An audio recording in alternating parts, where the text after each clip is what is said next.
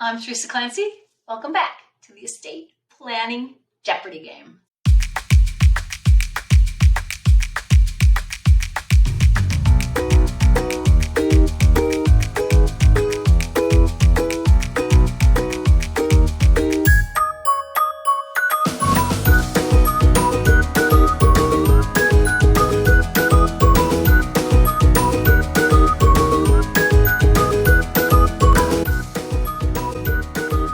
A wills and estate planning attorney that created this game so to help you move estate planning off of your to-do list. And so let's begin.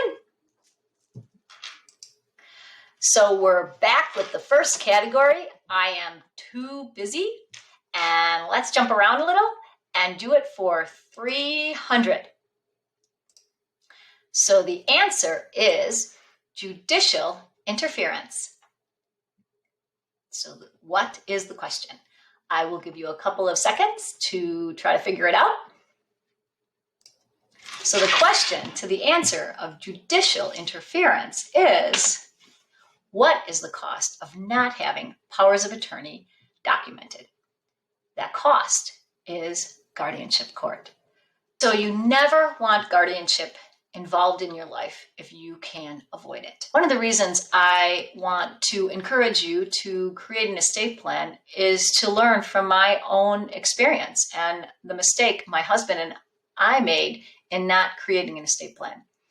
You see, he had a heart attack very unexpectedly. We didn't have an estate plan in place, and he actually was incapacitated with the heart attack for several days. He had been unconscious when he had the heart attack and did not regain consciousness for several days. And during that time, I didn't know if he would ever regain consciousness or regain it to a point of capacity. And if that were the case and that continued on, I would not have access to any of the assets, the financial accounts essentially, that we didn't have as a joint account. And that could have been pretty detrimental to our family. And the way I would have gotten access to those accounts would be to have hired an attorney, gone into guardianship court, and gotten a judge to get involved in our lives and give me access to those accounts. And then that judge would need a report periodically about the state of Mike's assets. Certainly, that is not a place that anyone wants to find themselves in. A judge and a lawyer constantly needing updates about somebody's financial situation.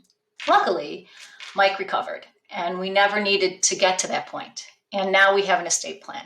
And if anything like that would happen in the future, we can use the document called a financial power of attorney that we signed and made each other agents as legal authority to get access to those finances in order to provide for our family. Do yourself, your spouse, and your family a favor. Create an estate plan so that you will never find yourself in a situation that I found myself in the time of an emergency.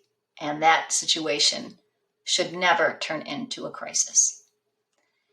All right, I hope I persuaded you with this video and you are on your way to a completed estate plan. And if not, wait for the next video. Hopefully that one will persuade you. See ya.